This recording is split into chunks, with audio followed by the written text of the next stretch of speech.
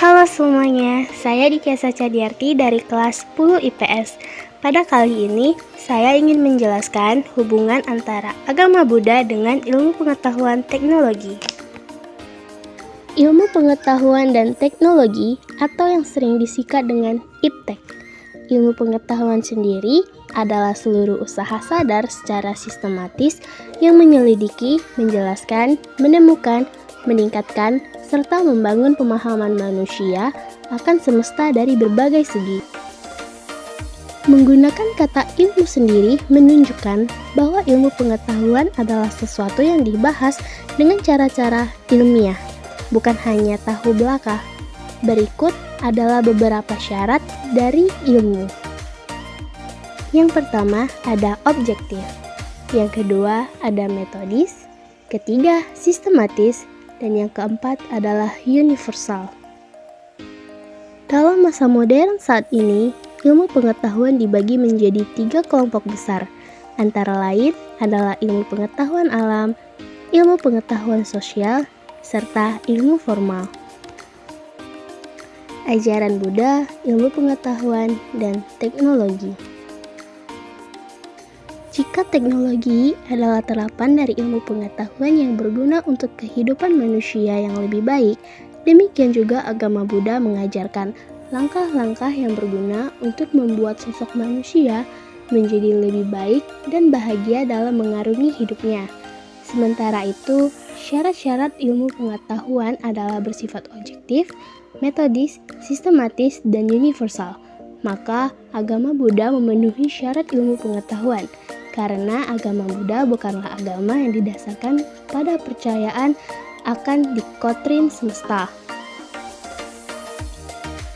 Jika definisi dari ilmu pengetahuan adalah sebagai seluruh usaha sadar secara sistematis yang menyelidiki, menjelaskan, menemukan, meningkatkan, membangun pemahaman manusia akan semesta dari berbagai segi, ilmu pengetahuan dan agama Buddha sangatlah selaras.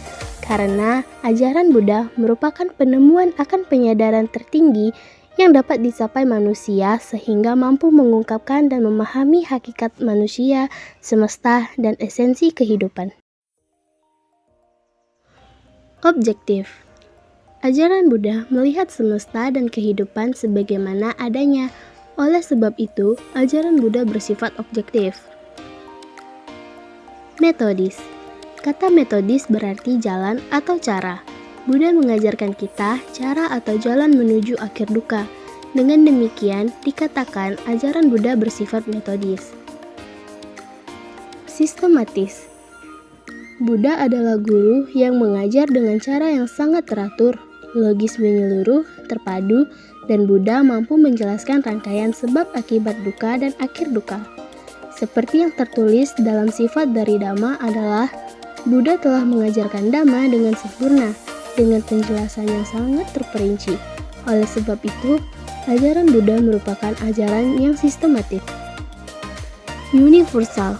Ajaran Buddha merupakan agama yang sangat universal karena Buddha tidak mengatakan bahwa hanya pengikutnya sajalah yang akan selamat. Ajaran Buddha berlaku bagi siapapun, dimanapun. Meski seseorang tidak beragama Buddha, namun mengembangkan perilaku yang sesuai dengan jalan yang Buddha ajarkan, maka keselamatan dan kebahagiaan bisa menjadi miliknya. Ada beberapa hal dalam ajaran agama Buddha yang sangat sesuai dan telah dibuktikan oleh sains modern.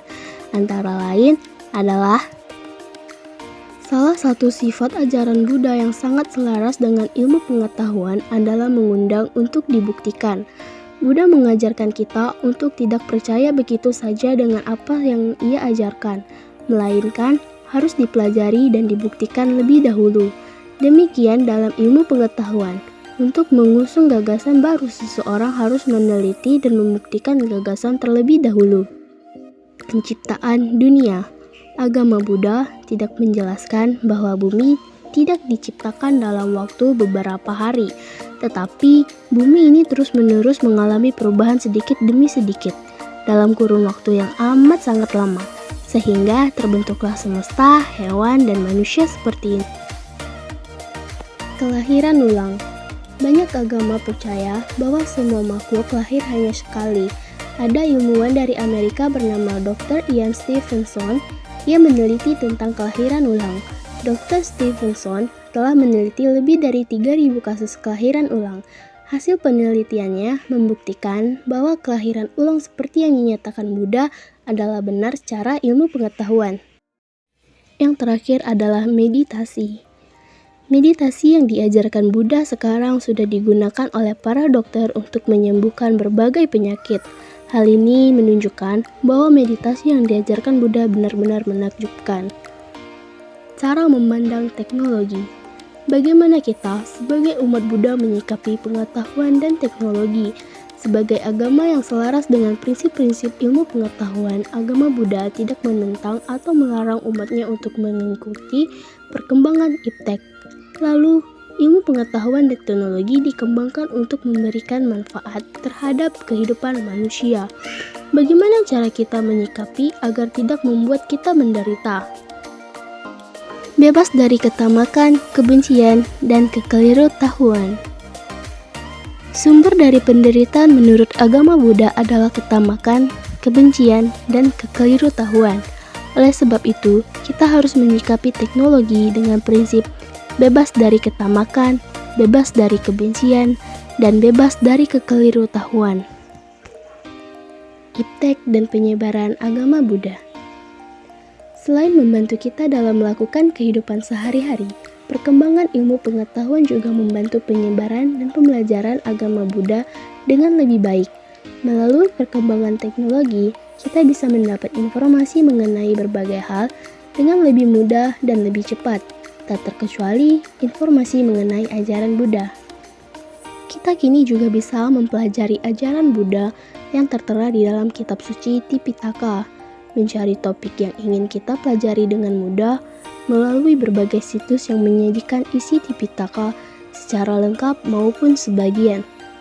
Kita dapat mengakses isi Tipitaka dalam berbagai bahasa tanpa harus memiliki kitabnya secara fisik. Sekian video penjelasan mengenai agama Buddha dan ilmu pengetahuan teknologi dari saya. Sampai jumpa.